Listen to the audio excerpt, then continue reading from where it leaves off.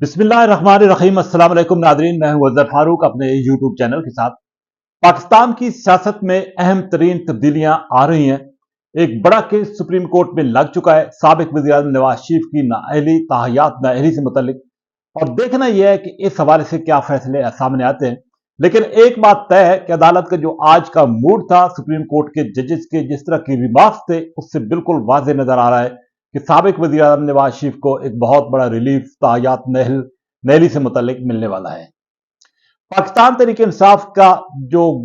मामलात हैं वो भी अभी तक गंभीर हैं। पाकिस्तान तहरीक इंसाफ के वो अरकान उम्मीदवार कौमी और सूबाई असम्बली जिनके कागजात मुस्तरद हो चुके हैं, उनकी अपीलें जो है वो हो रही हैं और अपीलों पर समाअत भी शुरू हो चुकी है। इस पर भी बात करेंगे।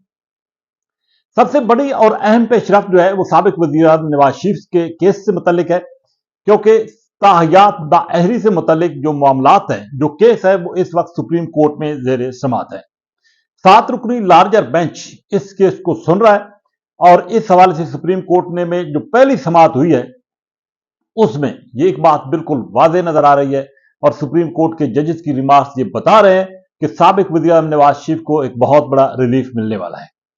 ताहयात नाअहली को खत्म किया जाएगा और इलेक्शन एक्ट में जो तरमीम की गई थी जिसके तहत ताहयात नाअहली की बजाय नाअहली की मुद्दत का तयन 5 साल के लिए किया गया था, वो कानून जो है वो सुप्रीम कोर्ट उसको एक्सेप्ट करेगी। इसकी बुनियादी वजह यह है कि 62 और 63 ए जो है जो शिकें हैं, इस हवाले से भी आज सुप्रीम कोर्ट ने वाज़ेह तौर पर कहा है कि ये आमिर की दी हुई शिकी थी जो कि आइन का हिस्सा बनी, लेकिन 18वीं तरमीम में इनको नहीं चढ़ा गया। और इस मौका पर सुप्रीम कोर्ट के जज साहबान के जो रिमार्क्स थे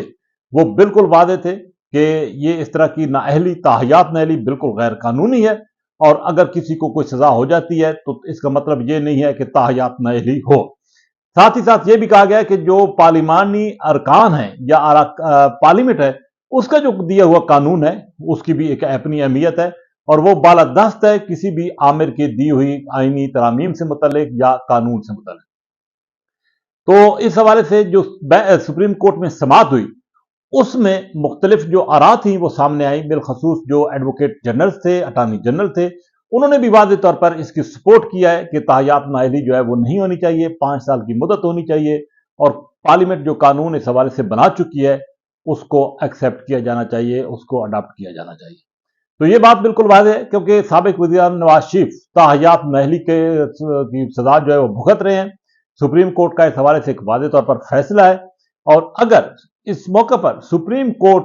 ये कोई ऐसा फैसला करती है कि ताहयात नाअहली की सजा को बरकरार रखती है तो साबिक वज़ीर-ए-आज़म नवाज शरीफ इलेक्शन में हिस्सा नहीं ले सकते थे।